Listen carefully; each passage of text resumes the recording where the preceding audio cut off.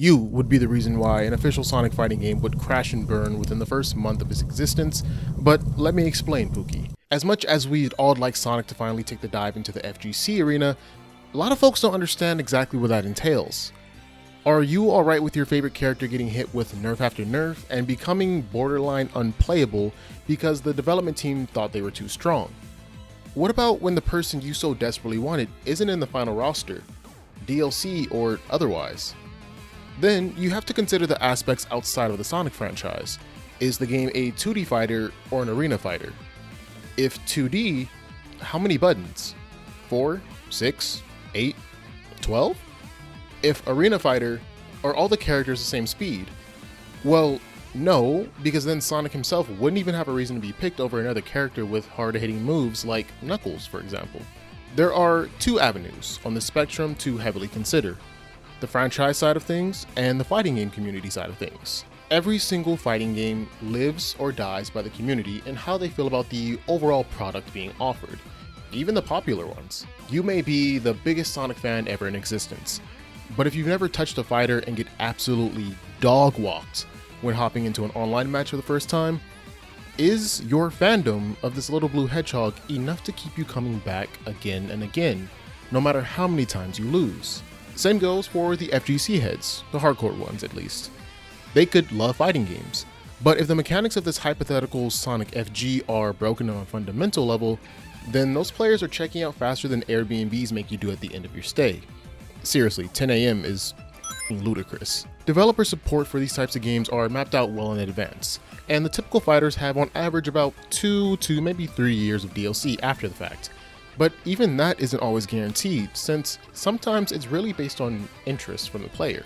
Should the average Sonic fan en masse become overwhelmingly frustrated at the controls of the game and feel as though the time it takes to learn and adapt isn't worth it, then you can kiss that long-term development goodbye. We've already seen possibly the stance that Sonic team will take on this as well. If you look at what potential sources, aka leaks, have said about how plans to continue support for cross worlds or not really depends on the game's year one success as a metric. But enough about that. We have to go back to what the fighting style of this game would even be.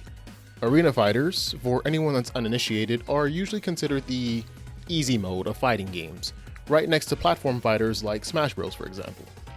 Wide open areas where either character can close the gap between them and their opponent usually very quickly.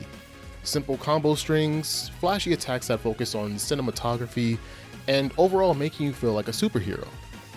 There's some depth to them, though a lot of the time in battle it's just whoever can break the opponent's guard first with an onslaught of moves.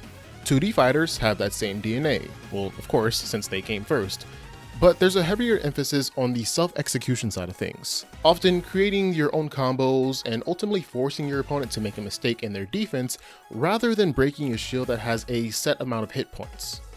Think of it as the "mom said it's my turn" versus "I'm taking the controller away because you just went to the bathroom" issue that you had as a kid with your siblings. But just based off of that info, I want you right now to not only answer which one you'd select, but also which do you think the general audience would choose. Sonic is undoubtedly a huge franchise with an easy brand recognition, so the day one support and hype is a non-issue that can be completely disregarded. However, over the past 3 to 5 years alone, we've seen some huge FGC names take some near career-ending hits to their latest releases solely based on post-launch decisions. Mortal Kombat, Fatal Fury, and Tekken 8 to a certain degree. And in place of those, franchises that had smaller communities before have now absolutely exploded onto the scene simply because they've offered something new and exciting for players to try. Grand Blue Fantasy vs. Rising, Under Night In-Birth, which is a personal favorite, and Guilty Gear. God, Guilty Gear had such a huge boost when Strive dropped, it was insane. The point is though that the name isn't enough anymore. It certainly does help, but when even these more niche games can find presence on the big stage and smaller events such as locals, everything really boils down to how engaging, fun to master, and welcoming to new players fighting games are. And this is something that I often see with fan-made Sonic games that they struggle with. There's a huge influx of players that are thinking, cool, a new Sonic fighting game. But without traditional tutorial modes, combo trials, or a good onboarding to keep the fighters interested, they will only ever give the game a try for a little bit and then put it down for a long while, or delete it from the computer entirely. Also, real quick, I am in no way putting the blame on these independent creators, since they often pour their heart, soul, and even sometimes money into these projects to put out for absolutely free, and it's a passion project. It's just a sad reality that a lot of creations have to face. What makes AAA fighting games so appealing is that they have all of that I just mentioned, in addition to the fact that you, sometimes, depending on the game, don't have to join a Discord to find a match. The new kid on the block right now is Ultimate Sonic Smackdown, and as someone that put a decent amount of hours into the OG version, I am cautiously optimistic about the direction this game will go in. A switch to the Skullgirls format of being able to select how many team members you have is an intriguing pivot from the one-on-one nature of the original, but only time will tell if this somehow becomes the de facto Sonic fighter. Now, I've asked a lot of them, but I think the question that needs to be honestly answered by everyone at the end of the day that is vying for a Sonic fighting game is, who do Sega and Sonic Team market this potential game towards?